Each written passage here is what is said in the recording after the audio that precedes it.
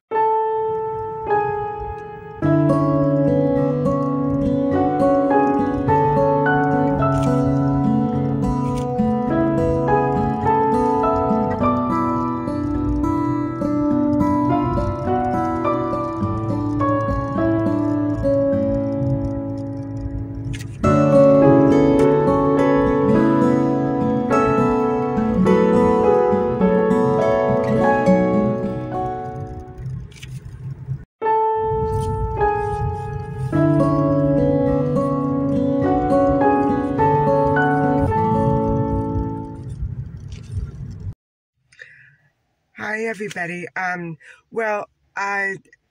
stopping off to exchange the cat food, and as long as I'm back here, I may as well pick up some potatoes and whatever else I can find.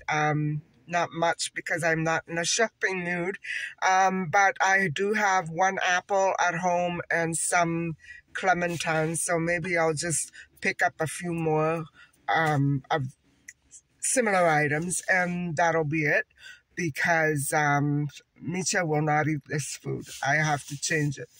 Anyway, I will take you inside with me, and so I'll be seeing you inside.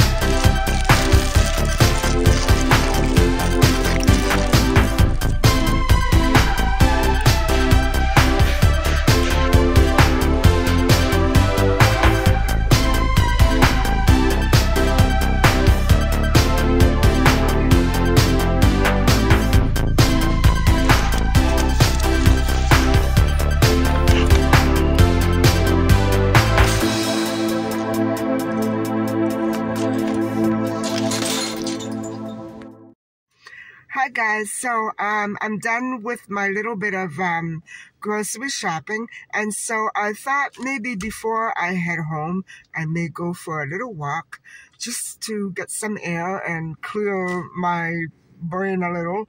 I've been in for a long time and haven't been getting out into the fresh air much. So anyway, guys, I will see you whenever and wherever.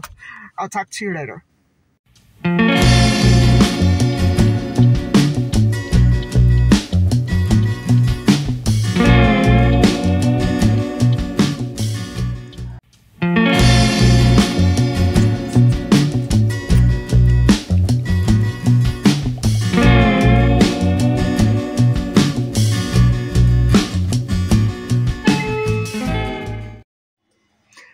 Hi guys, I'm back home. My cat has been hiding since very early this morning. I don't know what got into her, but she hasn't been performing very well in front of the camera, so I'm letting her sleep.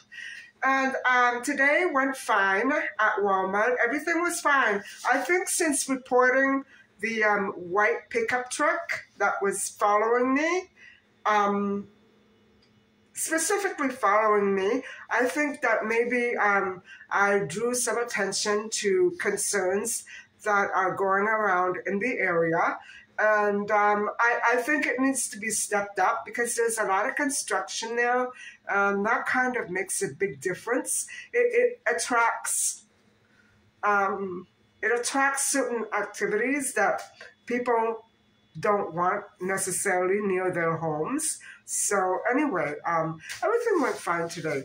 So I'm going to just switch the view and show you my little haul. I didn't bring up the cat food. I left it in the car, but I have everything else here. So hold on. So guys, I did pick up just a little bit of fruit. I got a couple of pears and some oranges and some grapes. I'm not very big on fruit in the winter, and I'm trying to not eat a whole lot, an awful lot of it. So this is just right for me, and it should last a week or so. So then I went on to purchase some potatoes. I bought red potatoes, and I purchased my yellow potatoes, which I seem to be enjoying more than I think I like yellow and red better than the other two types of potatoes. So I'm going to stick with these for a while. And just to show you, I'm going to let you see what my fridge is looking like right now. And so I have the vegetables right there. And this is where I keep bread. And these are where the potatoes are. I have to stock that. And then those are the things that I bought yesterday, the onions and garlic. And down here, I just have the lemons, and that's the fruit that I have right now. So my fridge is pretty cleared out. And back here, I have the flour and lemon juice. And I have some spices and flaxseed and breadcrumbs up there, some yeast and my toothpaste, and a couple of packages of oatmeal, vinegar, and that's about it. These are the sauces.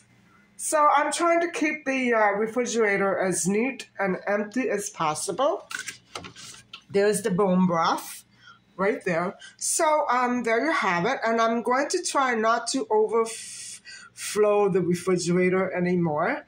And I suppose I should eat those 2 eggs. I might as well. You know what I mean? I don't know. Anyway, that's the fridge. And hold on. So I purchased the grapes that are right here. And they are very sour, which is what I love. And so that's it. The entire haul with the cat food came to $39. So, okay. I hope it lasts. So everybody, I'm just taking a little break here. And I think it's almost time for me to start making dinner. And so I might let you look at what I'm having, although it won't be anything special or very different from what I have every night. But I think that, yeah, I'm in the mood for a nice hearty soup. And so I think that's probably what I will make. But it's the anniversary of my mom's death. And so I've been trying to remember her as best I can in the best of memories and times, because the last few years that she was around, she was quite stressed and not behaving in her typical cheery self. She she had so many ailments at the end that I didn't know exactly what was going on. And the doctors were, they knew what was wrong. We could pinpoint what was wrong, but there weren't altogether too many suggestions. And I think a lot of it pertained to diet, what she ate and what she wouldn't eat, or what she was not allowed to eat. And she got very weak. So I tried to educate myself, and I tried to show her the way with vegetarian meals, but she turned her face down at it. She did like seafood, but towards the last couple of years or so of her life, she stopped eating meat altogether. And I think, in a way, it was a good thing, but she got so weak. She wasn't eating enough of anything else to keep her strength up. So I think, in a way, that she gave up. She gave up. Life had changed too much for her, and for me as well. I sort of try to roll with the punches and, go with the flow, but sometimes it can be really debilitating and very hard and very discouraging, especially for an older person who's been through a serious surgery and was hanging on hope to live. I don't know how we got through that first time, when she took ill. But I managed to have my mother for 8 more years after that. And we thought she would live forever because she was pretty spry and she was very determined and stubborn about a lot of things. And, it was only after her passing that I began to experience all these weird changes in the city. And I couldn't figure out what to do. Even before the pandemic struck, things were getting really weird. I'm trying to picture or pinpoint one example I could give you. I would say that the only thing that I can really pinpoint out of the blue is that every time that I would arrive somewhere, say for instance a parking lot to get out and go to a store, I would be completely surrounded by either first responders, police cars, or just creepy, gross-looking people that made it a point to sometimes be so rude and arrogant and come and breathe all over me. I don't know what was going on. I just don't know what was going on. Things like that never happened to me when I was that young. But it is very weird for a woman my age to experience things like that. So, I was in my late 50s when my mom passed away. So I had no place to turn for comfort. My family members had just lost a mother, and so it was hard for them. I don't want to say that they weren't there. They were there, but they were so preoccupied and sometimes not nice. But, I have to say that I was the same way when my father passed away, and I didn't understand what was going on, the changes that take place when you lose a family member.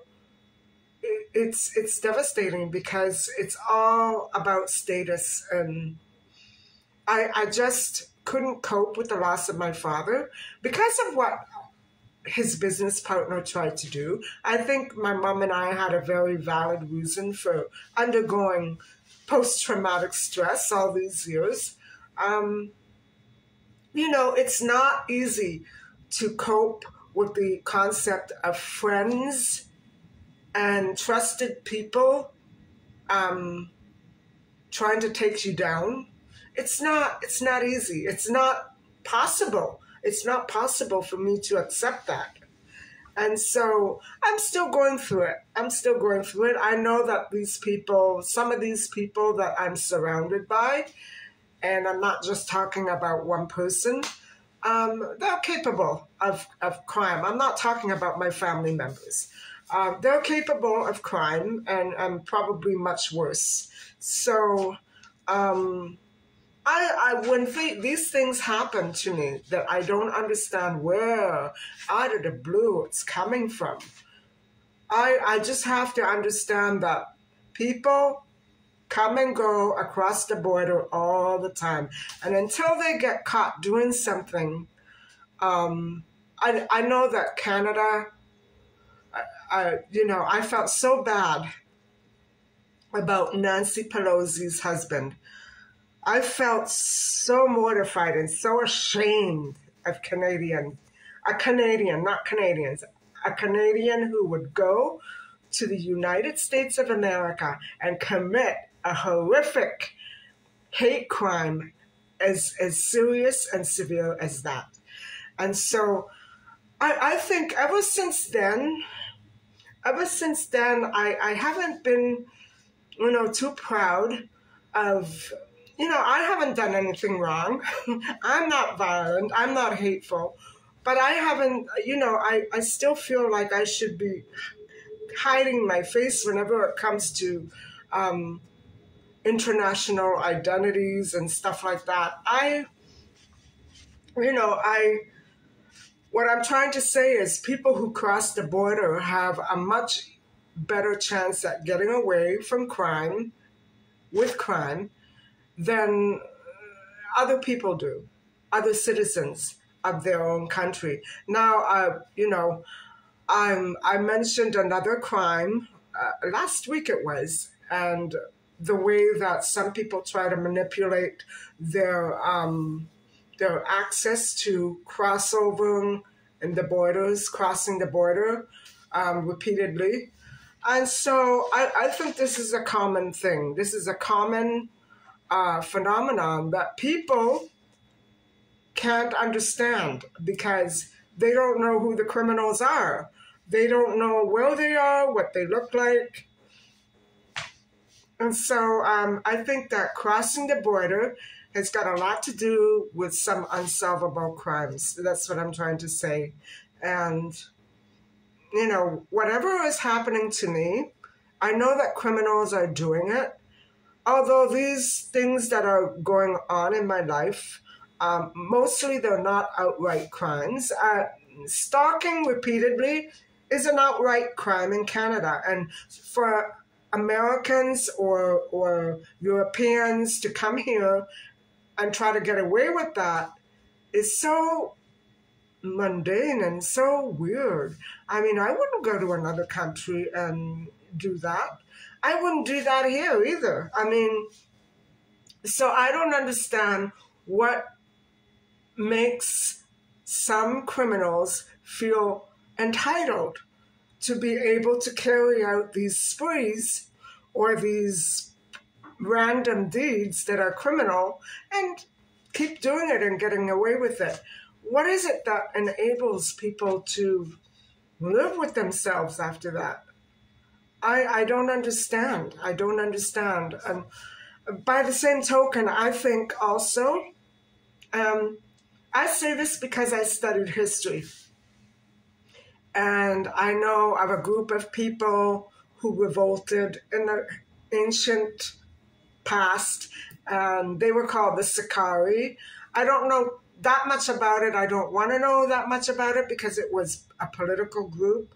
But they carried out such horrible crimes on a repeated basis just to make a political statement. So, people who have this identity cloak around them and continue to get away with things, that's another thing, not just crossing the border, but say, for instance, security guards. How many of them have killed in other countries and then come here and find work? And why do they kill and nobody knows about it? Because in most countries, they don't know who the person really is. There's no birth registries in many countries, several at least. I think times are changing. People are getting better tracked. But what I'm trying to say is not everything is as easily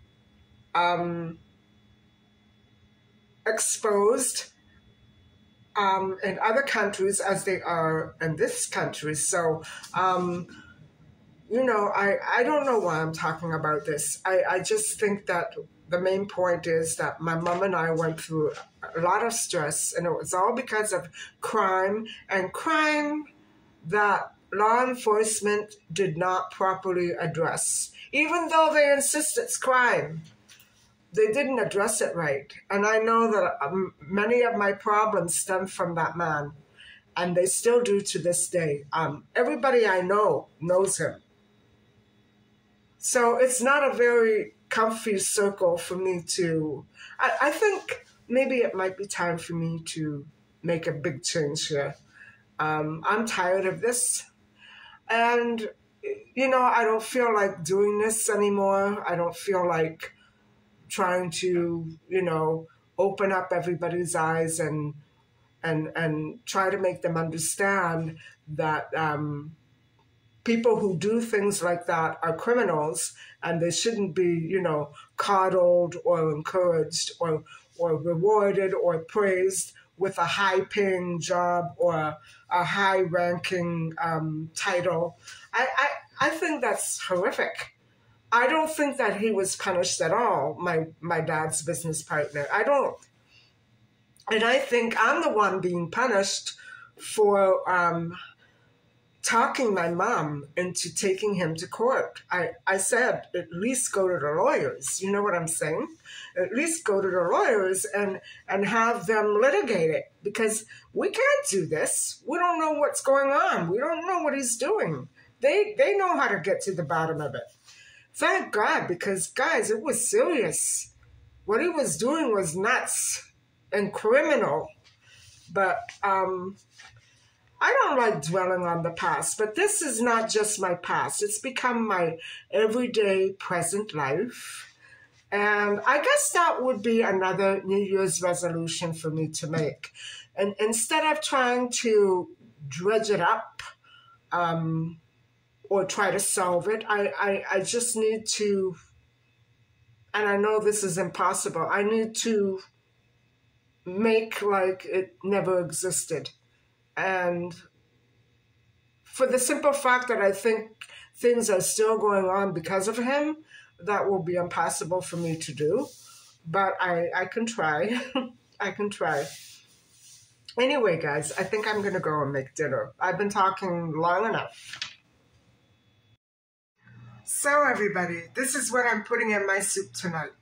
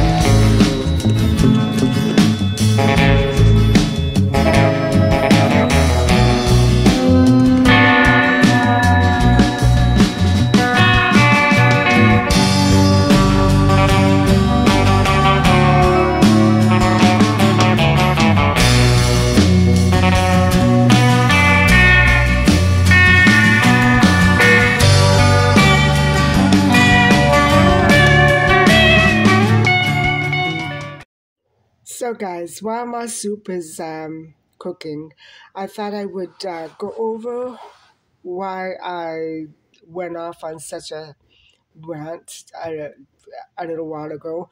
I guess the point that I wanted to make and didn't um, is that some stress that I have is not avoidable. It's part of me, it's part of my life.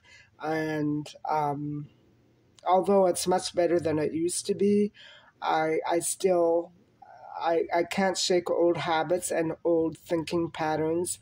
I think maybe I could try to work on that a little more, but it is what it is, and it's not going to be very easy to shake my old ways of thinking. Another point of what I was trying to make is that since some of my stress is unavoidable, I have to work extra hard at the physical health that I have to work with because, it's all related to stress and environment. I think that physical health is a product of what you are and what you make your health to be. And, when you stress out, like my mom did and like I did, when you stress out, certain health conditions become unavoidable, and so it's necessary to clear out your mind, your thoughts. I I know that I will always have to worry about something, whether it be mundane or serious. I'm done with the serious. I don't want to do it anymore. People are throwing things my way, and I don't know how to overcome these obstacles. But enough with all the stress. It's not necessary to live a life like this. I have to work on cutting out all the elements of my life that are causing me stress. And that can be very difficult, but I have to do it. I have to try to work my way around these situations so that they stop coming up. One thing to completely avoid it is to change the thoughts. Then I will change my actions, and then whatever is occurring will no longer matter. Whatever is going on around me will no longer appear the way it does. And so I think that's what I have to do. I have to change my way of thinking in order to cope. Maybe it's probably wrong the way I'm thinking a lot of times. It's probably wrong, but I have to get rid of all this negative, trash up here that I'm putting into my mind and try to clear it out, because it's not good to live like this and dealing with the same stress every day. And I know from situations that I have learned from that it was usually the case, usually, not always, that this other group or this other person had drug problems or mental health issues. And so people with certain problems are whiz bands at making things look like everything's fine and there's nothing wrong with me. You know what I'm saying? But in many cases, that's probably the truth. But in a couple of cases, I have found out that no, it was the way I was thinking. This person had a problem and therefore was doing this and this and this. So that's what I mean. I don't want to dissect everybody's behavior anymore. I don't want to look for reasons. I just want to eliminate all the stress and stop doing this to myself, and stop letting other people think that they can do it to me. Because once they realize it's not going to bother me, it's not going to happen anymore. I know that. So that is the biggest and easiest fastest way to a better health is get rid of the mental stress, the mental noise, all that.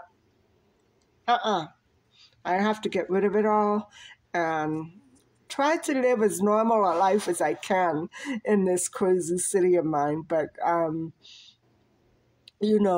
think that mental health it is what you want it to be. It is what you make it. If you let people convince you otherwise or convince you of things that are insane or untrue or walk all over you, no, that's don't let it happen. You have to have a strong mind and a strong will. If you are unsure of yourself and unclear of what you want to accomplish in life, and let all these obstacles become part of your life, it's never going to work. You have to really know what you want out of life and know how to get it. And sometimes that's not easy. So it's going to be one step at a time, one day at a time, because I've been living this way for years, since my divorce. I've been living this way since my divorce. And it hasn't really changed much. It's gotten a little better. But, all the post-traumatic stress, first my dad's business partner, and then my divorce, I can't go back to that way of thinking. I can't. That's what got me into the mess in the first place, I think. So, I've never have really talked. I've talked to somebody about these things, but they never thought it was very serious. And now I can understand why. And there's nothing wrong. I was never on medication for anything. So, it's just things that happen randomly and I react to it. That was the majority of my stress, not things that I imagine. Well, it's hard to say that completely. It can't be always completely true that I didn't imagine things. I imagine things because I'm trying to solve it in my mind, like, why is this happening? Is somebody doing something to me? That has to stop. That has to stop, because whether somebody's doing something or not shouldn't make any difference to me. Let them do it. That's the way I see it. And unless, of course, there are crimes that are being committed.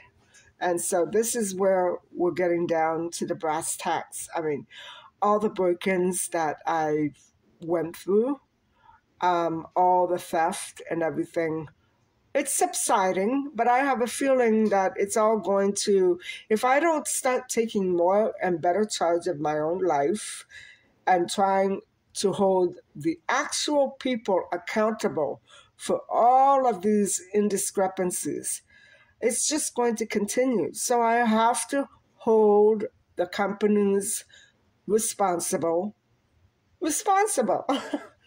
I have to hold them accountable. And it's the only way. And that's just an example of how you can try to take charge of your own life and not just let things randomly fall from the sky repeatedly over and over again. No, take charge of your life and be as firm as you can about it. I don't know what problems people have in life, what other problems they may be undergoing, but the fact is, you have to know how to be disciplined enough to control all that. And sometimes when you can't, you see yourself as a failure. So, I have to start taking better care of my life, my affairs, my income tax. And, I have to start being better at how I live, because like this is crazy. It's like I'm going around blind. My mom had the lawyers. I had the lawyers too. But it's still continuing down a blind alley. I just don't, I want all this confusion to stop with the city. It's really induced by the city and inefficient methods. I cannot condone that. If they're not organized, I can't do it for them, That's just one example of what I'm trying to talk about. So anyway, bottom line, mental stress has a very big impact on physical health. So try to eliminate it as much as you can. There, I said it. That's the entire message of my video. And as I sit here, it's getting warmer and warmer because the soup is boiling pretty high. So I'm going to go and check on it, and maybe I'll let you have a little peek. So hold on.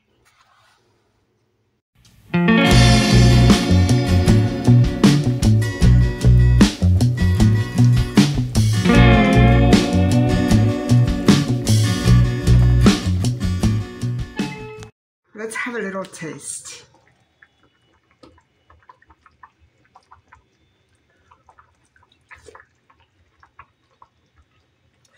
That is so good, guys. I love the taste of it. I've forgotten how good these vegetable soups can really turn out to be, and so I can't wait to dig in. But it's not ready yet. The vegetables are not tender, so I'm gonna go and play a video game or two, and I'll get back to you later on.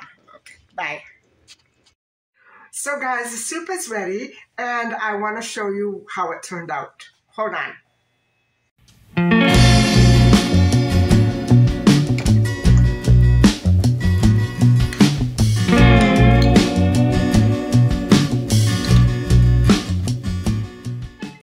So will you excuse me while I have dinner? I'll talk to you soon.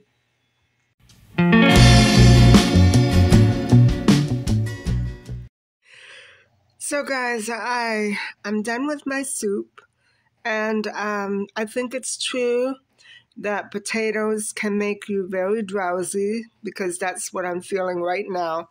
And I did have 3 potatoes in that soup, so I am so tired all at once. And I'm not one much to sleep early at night. It's only a little after 9.